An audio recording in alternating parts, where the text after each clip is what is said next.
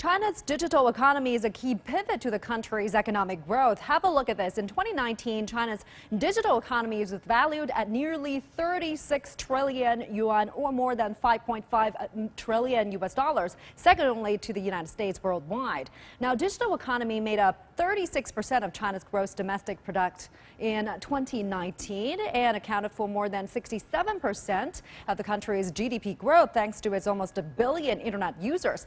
And by 2020, China's internet penetration rate had reached 67%, with at least 800 million online payment users. And by 2027, digital economy is expected to account for about half of China's GDP and become the main driver of the country's economic growth. Let's now talk more about this. We're now joined live via Skype by Du Yuejin. He's the Chief Security Officer at 360 Security Technology. Thanks so much for joining us. Now, one of the country's targets for the current five-year plan is to enhance digital economy. Of course, it's benefiting everyone, but it also has challenges, right? What kind of cybersecurity challenges will this growing digital economy pose?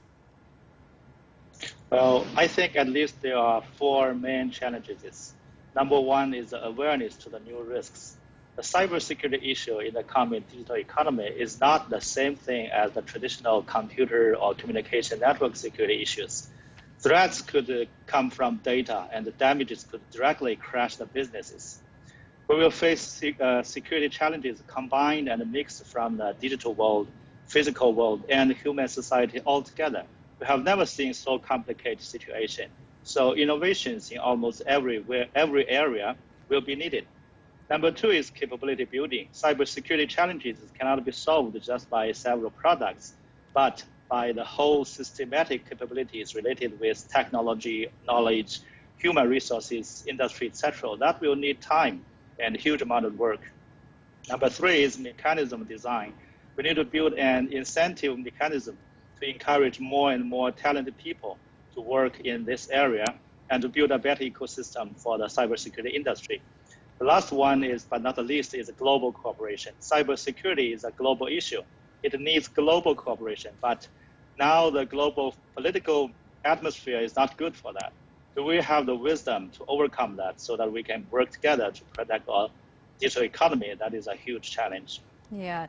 Having said all these challenges, it's also very important to regulate digital economy, isn't it? What do you think about the Chinese government policies in that area? I think Chinese government has doing good on this area. During the past several years, we have released many very important laws or regulations on cybersecurity, include the cybersecurity law, data security law, and the personal information protection, etc.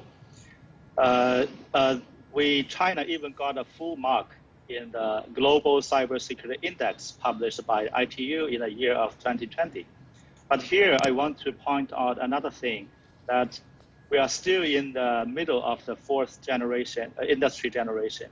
So everything is still changing fast and full of uncertainty. So we need to keep adjust or upgrade our policies along with the development of digital economy so that we can fit the growing better and better. All right, thanks very much, Mr. Du Yuejin, joining us live via Skype. Appreciate you joining us.